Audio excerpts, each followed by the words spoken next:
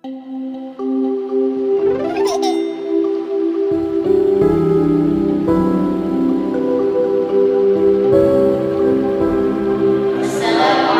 warahmatullahi wabarakatuh.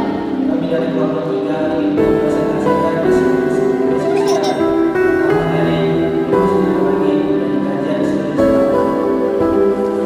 Pengertian epistemologi. Epistemologi berasal dari bahasa Yunani, yaitu aisteme yang artinya pengetahuan dan logo artinya ilmu, uraian, ulasan, atau teori. Jadi dapat diartikan epistemologi adalah ilmu tentang pengetahuan. Secara etimologi, epistemologi diartikan sebagai teori tentang pengetahuan yang benar, dan di dalam bahasa Indonesia sering disebut sebagai filsafat pengetahuan. Epistemologi adalah bagian dari filsafat yang membahas tentang terjadinya pengetahuan, masalah-masalah pengetahuan, batas-batas, dan sifat kebenaran. Jadi, objek materialnya adalah pengetahuan dan objek formalnya hakikat pengetahuan itu sendiri.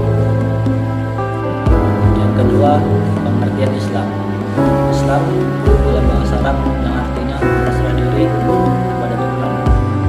Islam adalah agama yang mengemani Allah atau yang disebut juga dengan tauhid. Islam sebagai agama yang terbesar kedua setelah agama Kristen. Islam juga memiliki arti yang artinya mengadukan, yaitu berserah diri sepenuhnya kepada Allah. Yang ketiga, pengertian epistemologi Islam. Epistemologi Islam adalah filsafat yang mempelajari ilmu pengetahuan, cara jawab, karakteristik yang dapat mengembangkan pemikiran dalam Islam. Di dalam Al-Quran, epistemologi juga diakui, sebagaimana contohnya dalam kisah Nabi Adam yang penuh dengan hikmah.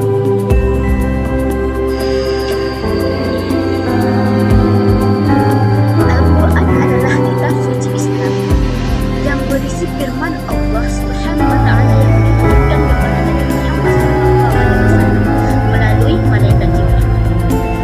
Al-Quran adalah sumber buku yang paling penting ataupun yang paling utama dalam Islam dan mencakup ajaran tentang akidah, ibadah, akhlak, dan hukum syariat.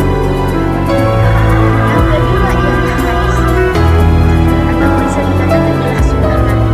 Hadis berupa perkataan, perbuatan, dan ketetapan Nabi Muhammad SAW yang menjadi pedoman dalam menjalankan ajaran Islam.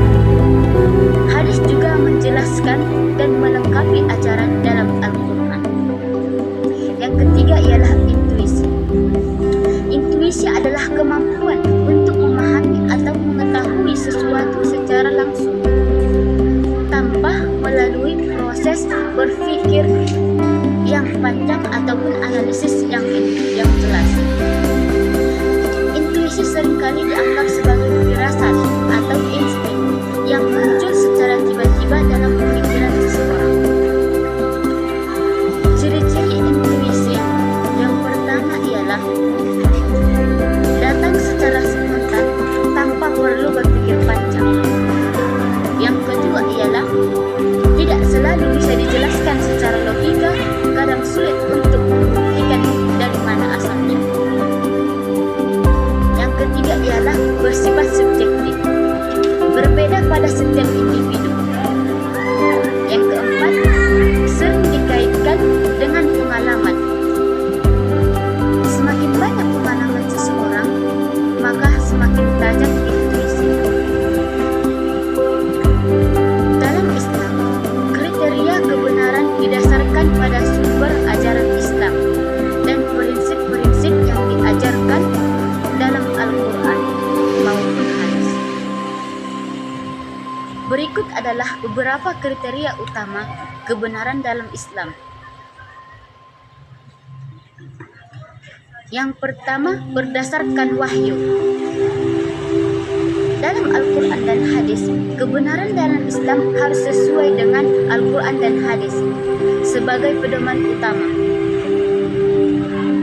Jika Apabila suatu ajaran, pernyataan, atau hukum bertentangan dengan Al-Quran dan hadis,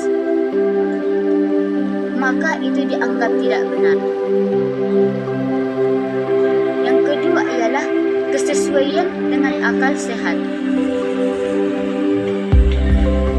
Islam menghargai dan mengajarkan bahwa kebenaran tidak boleh bertentangan dengan logika dan akal sehat. Namun ada batasan akal